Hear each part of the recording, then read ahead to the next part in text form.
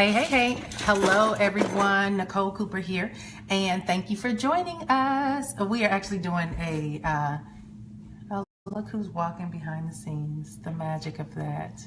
Go to bed, babe. Live? Yes. Come. Oh my gosh, this lady, it's my Good night, Chloe. Drink your water, go to bed. All right, so hey, everyone. Nicole Cooper here, and we're going to kick off the Behind the Biz show. Go, Chloe. Thank you. Good night. We're going to kick off the Behind the Biz show. This is a show that I'm going to be sharing with you guys true transparency of behind the scenes of what it takes to launch, grow, and build a business. Of course, I am the chick in the hat. Just call me that. Nicole Cooper, the chick in the hat, because that has been my story for several weeks now. So we'll talk a little bit more about that in a second. But thank you guys for joining me. Today we're going to be talking about the good, the bad, and the number one thing you should focus on when launching a business. I am a business owner. I'm an entrepreneur. I am a consultant, a consulting company, a content creation company, and a training company. So there's multiple things that we are kind of developing and evolving all at the same time. And so I'm going to be doing a series showing you guys some key things that really happens behind the scenes when it comes to growing and launching a business. This does not apply to everybody. You know, some people, you guys may know my background. I come from the network marketing industry. And so that really is not like launching your own company. It's already done for you. So you kind of walk into a lot easier of a transition. But when you are launching your own business, it's a totally different world. And I mean, you are owner in control of everything. So we're going to kick off. I want to try to keep these calls or these lives down to about 15 minutes. Let's see if we can do that. Now, if you want to learn more about what it is that we do, we'll be rolling out our website in the upcoming weeks. You can head on over to yoursixfigureyear.com. That's yoursixfigureyear.com. You can spell it out SIX. Figure year, or you can put the number 6 in there. So just to talk to you guys really briefly, I'm going to be giving you guys some insight on behind the scenes of what it takes to build a business.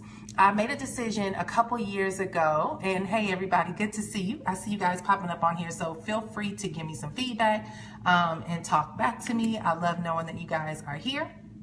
But I made a decision to branch out on my own several years ago to launch a business, and I was too scared to do it. And so I made a decision to join another network marketing company, all to realize that it was time for me to branch out on my own. So in the process, hey Sherry, good to see you, sis. In the process of branching out on my own to launch my own business, I'm gonna be honest with you guys, it is a heck of an experience because you are literally starting from scratch. And so I want to give you guys some insight on what that looks like and give you the honest truth so that you can understand. If you have some ideas about things that you want to pursue, I want you to be very clear on the process, because a lot of times people do not show you the behind the scenes. They show you the end result. They show you what happens after 10 years of being in the game, and they're like, check out how I made $300,000 with only 3 hours of work and just off of this one email. Like seriously, it took that person years to develop that concept. So I want to talk to you guys a little bit about why I branched out and the top 3 challenges of launching a business, and then the number one thing that you should be focusing on, okay?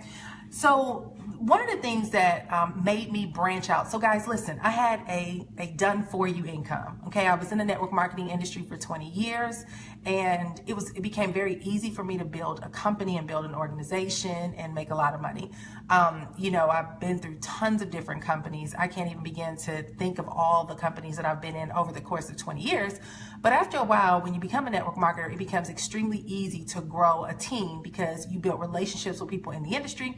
And when you make a decision to go into a new company, you have all these existing network marketers who understand and they want great leadership. And if you become a great leader, it's easy to build a business, okay? But here's why I chose to branch out. Y'all don't talk bad about me. I'm gonna get my hair done one day real soon. But here's why I chose to branch out on my own. The thing about being in network marketing companies, or the thing about being in,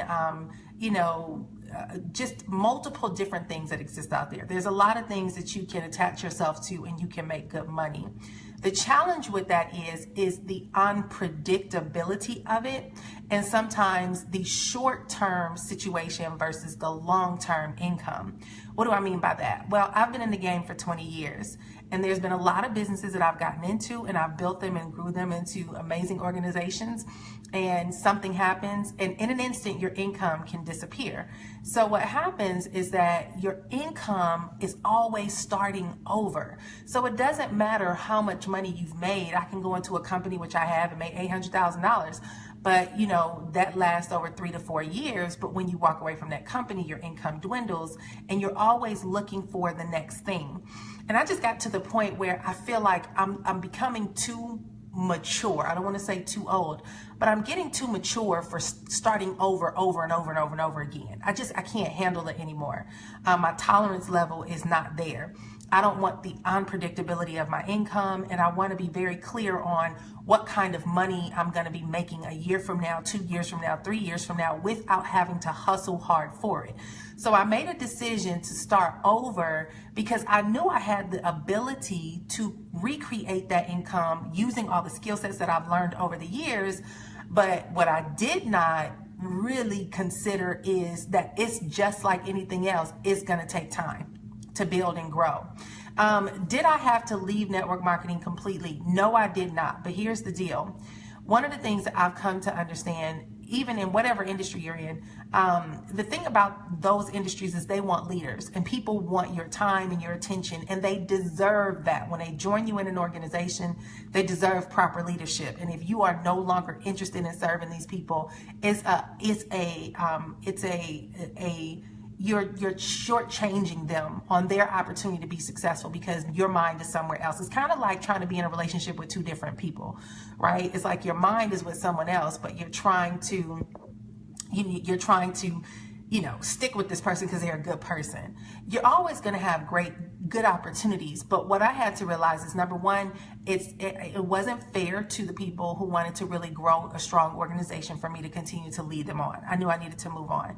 The second thing was, I don't necessarily have the energy anymore to give to multiple things. I turned 40 this year. I have kids. I'm a wife.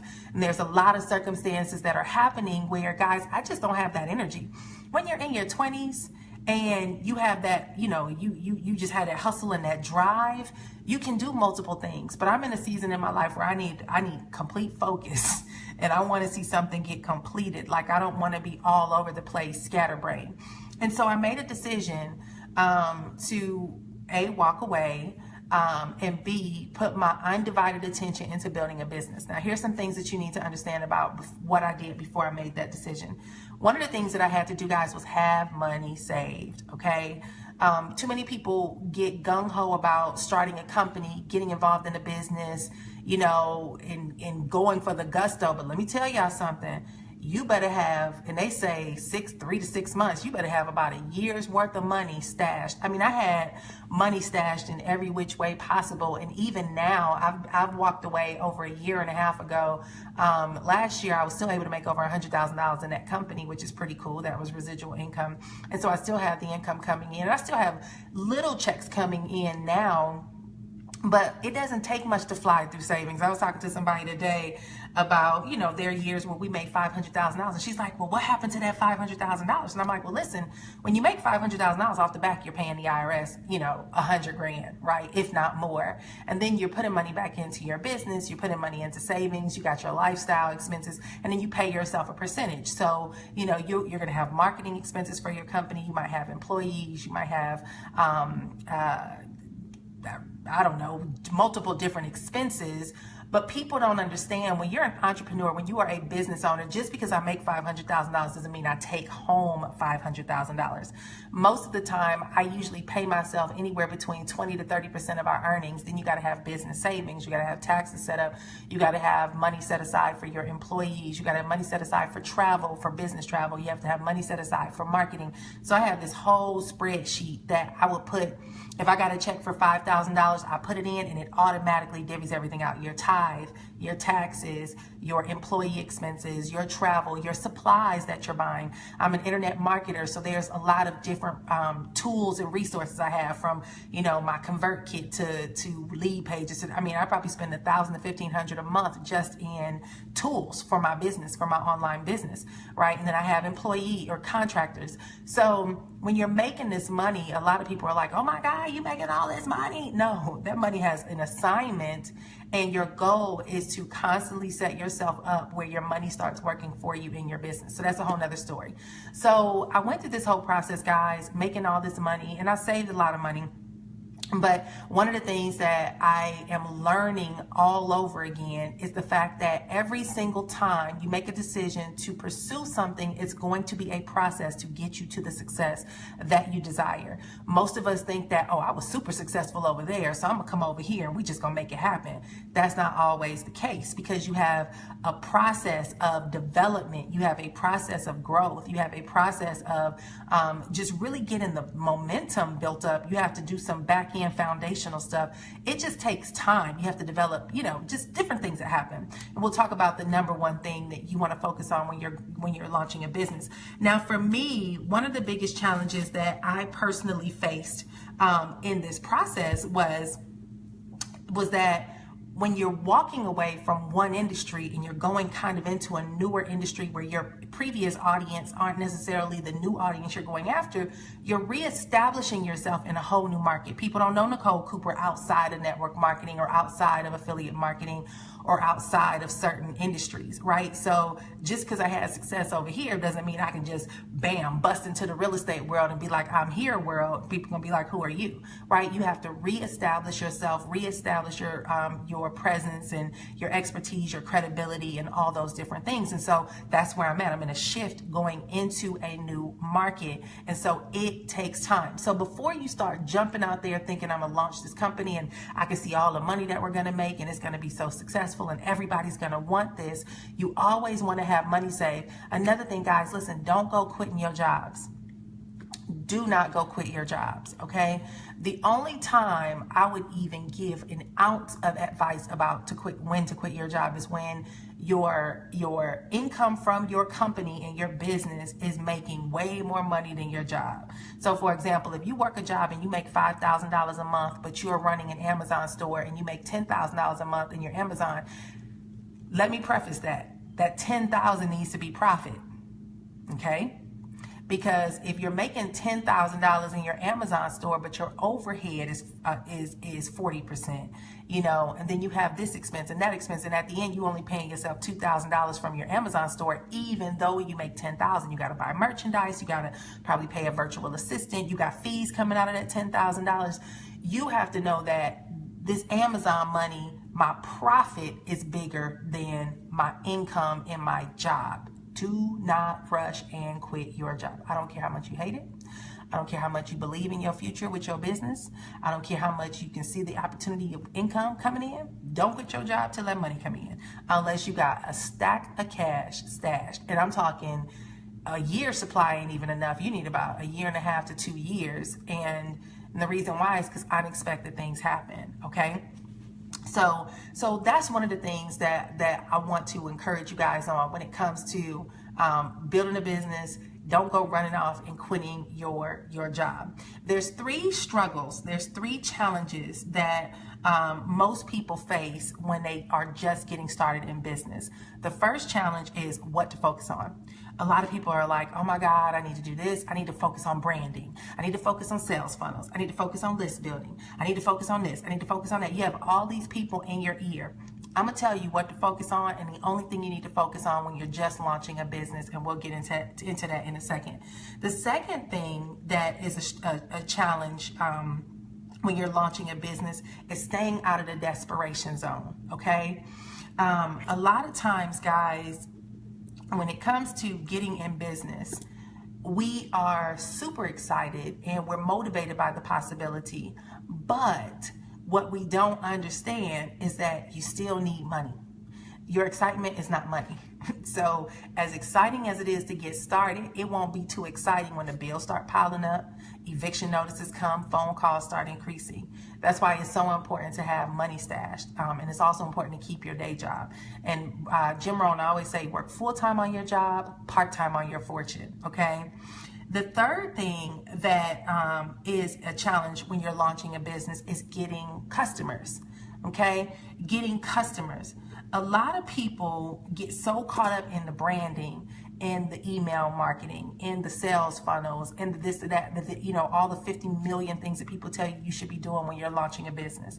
Let me tell you the one key thing that you should be focusing on when you're launching any business. The one thing you need to focus on is getting customers. That's it. Getting your first customers and making sales. Getting your first customers and making sales. When it comes to building a business, guys, you need to be selling your services. You need to be selling your products. And if, let's just say, for example, for me, I'm launching something that is developing a training academy, and is also developing content creation, right? And so it takes time on the back end to build that. There's certain things that we have to do, and it costs us money to build. So while I'm building that in the back end, I'm also taking clients on the front end. There are customers that I provide services for, because the services that I provide for them are going to keep the money coming in while I build this thing on the back end. See, when it comes to the internet marketing space, we all want to make passive income. And I always talk about it. I have a $28 million a year passive income plan. And I know that it will work. I know that it's going to happen, but it's a 3 to 5 year plan, right?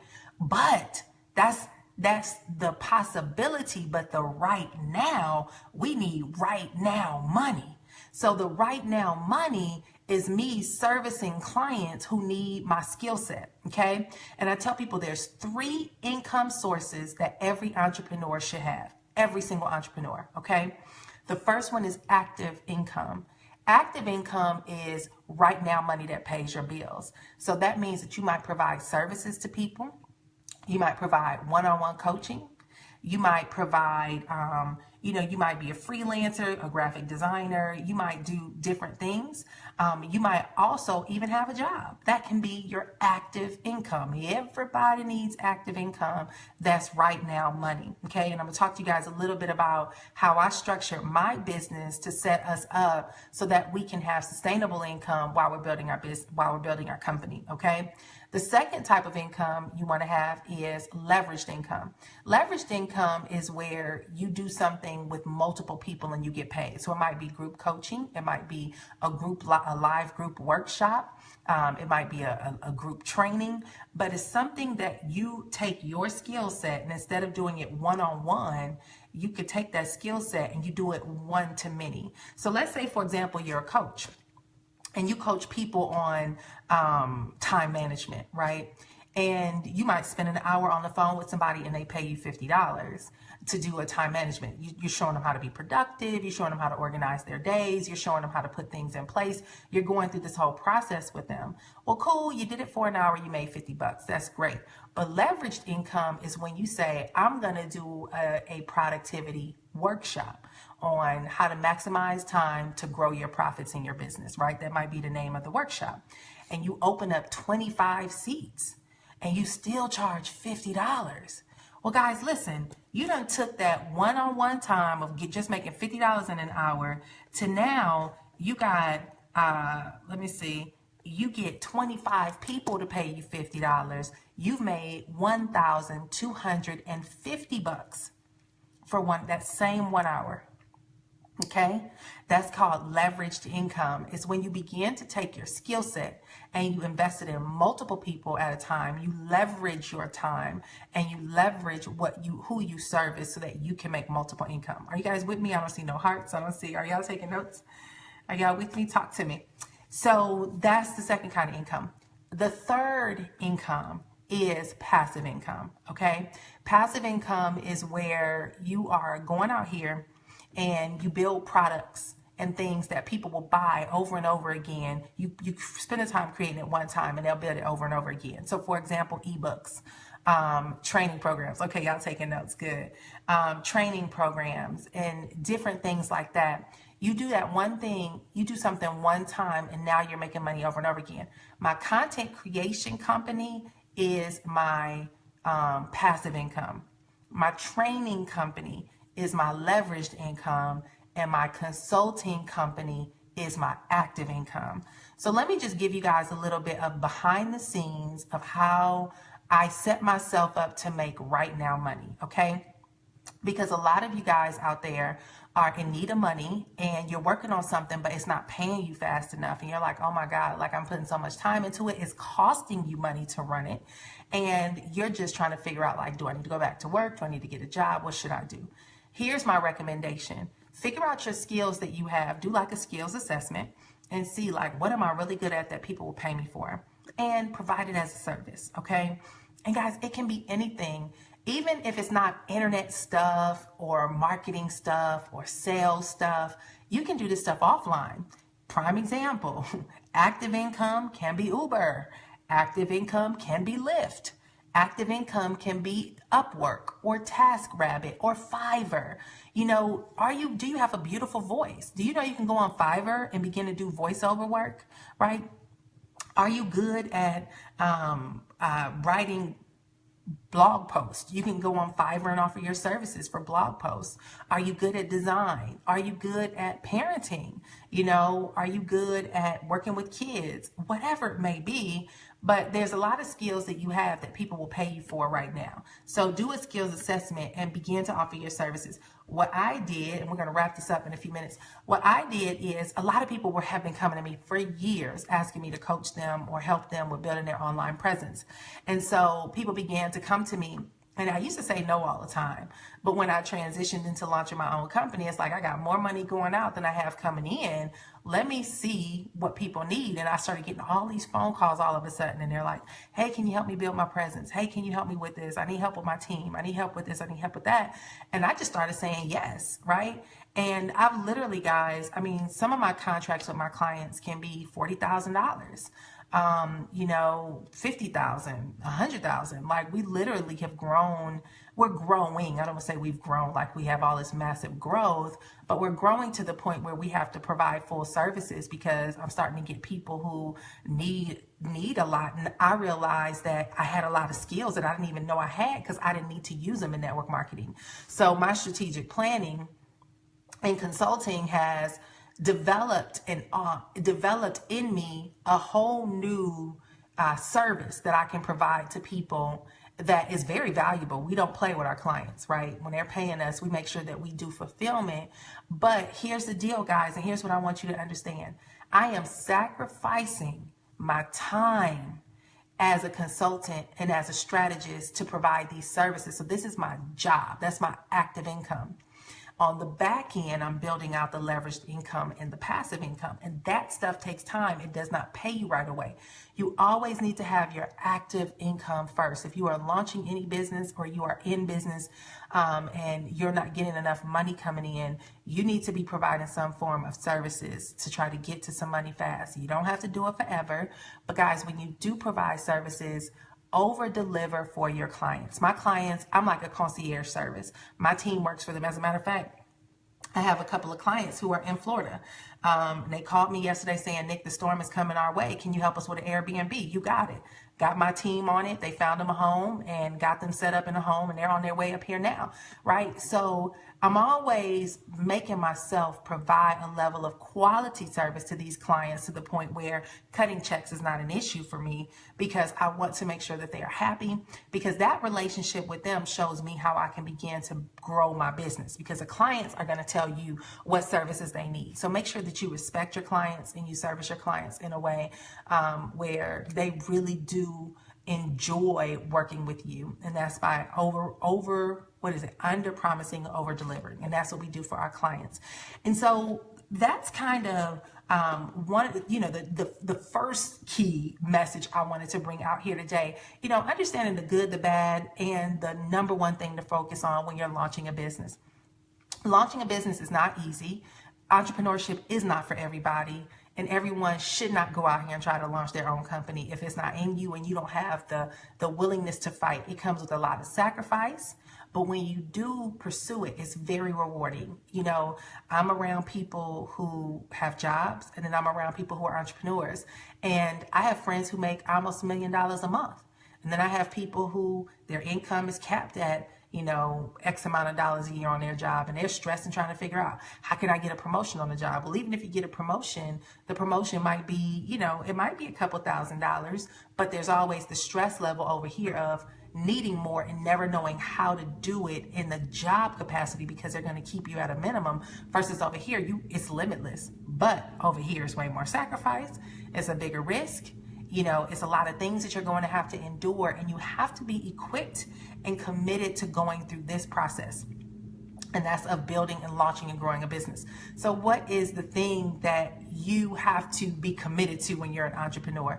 Guys, you got to be committed to sacrifice. You know, entrepreneurship comes with, hey, Allison, entrepreneurship comes with delayed gratification, okay?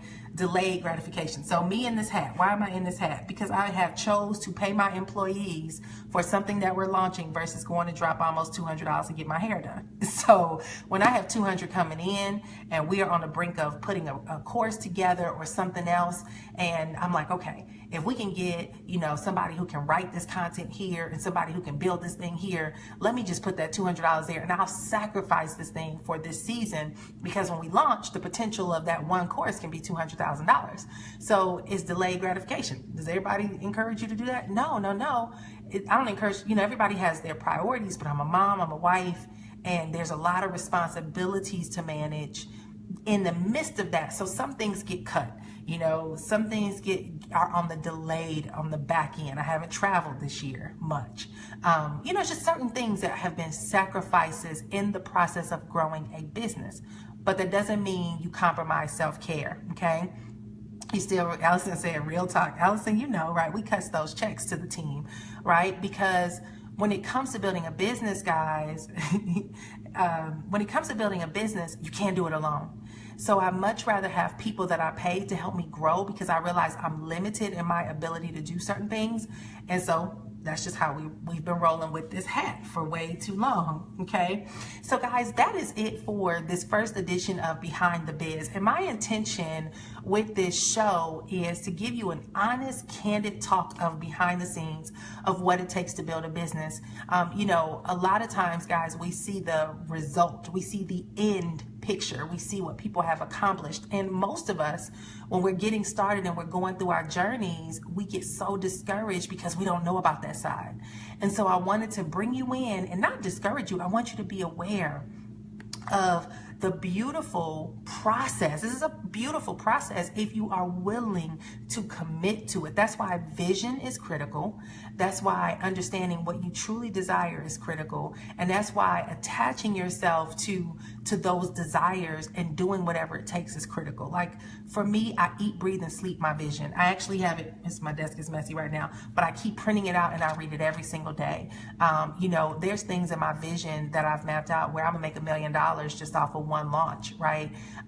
You know, I'm so connected and attached to the products we produce and the clients that we serve that I can see them, I can feel them, I can touch them, I can see the ambiance, the atmosphere, the team, everything. It hasn't necessarily manifested in the physical, but I'm so connected to it here that whatever sacrifice it takes to make it happen, I'm willing to do that. And that's what I encourage you to do. Whatever your vision is, guys, whatever you desire to accomplish, whatever you want to attach yourself to, go for it and be so relentlessly committed about it, or committed to it. Just sacrifice for it, right? I keep telling people, like, we just moved into our house, and we have a rental here in Atlanta, and we have limited furniture, right? So you don't have like a dining table. Like our kids been standing at the island or sitting at this desk where I'm at here, eating, and you know, we're picking up furniture and stuff. But it's like, if I have a team I can invest in, I'll do that over going out and spending $2,000-$3,000 on furniture. So anyway, here's what I want to encourage you guys to do. Go ahead and get on our email list and grab our free focus formula. If you feel like you're all over the place and you have no idea where to put your time, energy, and attention, and you want to get clear on what you really want, I'm in Atlanta now, Allison. I've been here 2 months now, July, August, September. kids in school and everything. And I have a bunch of people from Florida on their way up here staying with me for the weekend. And so, anyway, if you guys want to get access to the focus formula, head on over to yoursixfigureyear.com. Okay. You can spell it out SIX or the number 6. And just go ahead and download your free guide and just stay tuned. You know, there's a lot going on behind the scenes, and I'm really going to be giving you guys insight. So this is just series 1. I wanted to do it where I was all cute and I had the perfect backgrounds and the video quality was amazing and all this stuff. And you know what? That stuff was just taking too long to put in place. I'm like, you know what, Nicole? Your gift is being out connecting with the people, and the more you hide behind the computer, the less you're servicing your audience. And so I wanted to make sure that I just turned on the camera and did this and connected with you guys. So stay tuned. My goal is to do it every week on a Wednesday night at 9 p.m. Eastern. That's the goal. A lot has happened lately, and so things have been a little unpredictable. But stay tuned, stay plugged in. Move over for 6 more. I got a family of 7 coming up right now, and then a family of 2. So we're going to have 9 people staying with us. And then, you know, it's going to be a house full. And I tell everybody, bring your air mattresses because we don't have no furniture up in here. Don't make it a goal. Own the commitment. Thank you, Allison. Own the commitment. I love it. I love it. You can do it. Thank you, Allison. I'm going to own the commitment to be here on Wednesdays at 9 because my girl, Allison Bird, said don't make it a goal, but own the commitment. So Wednesday nights, Allison, it is 9 p.m. Okay. So thank you, sis. I appreciate you. We got to catch up anyway. So yes, Sherry, your brand new house going to be full too? Yeah, I told all my Florida peeps, you need somewhere to crash. Come on, we got 5 bedrooms. We'll make it work. So anyway, guys, that's it. Go ahead and share this video with those who you know are entrepreneurs. Go ahead and get your focus formula at yoursixfigureyear.com. And I look forward to seeing you guys again on next Wednesday. All right, see you guys later. Bye-bye.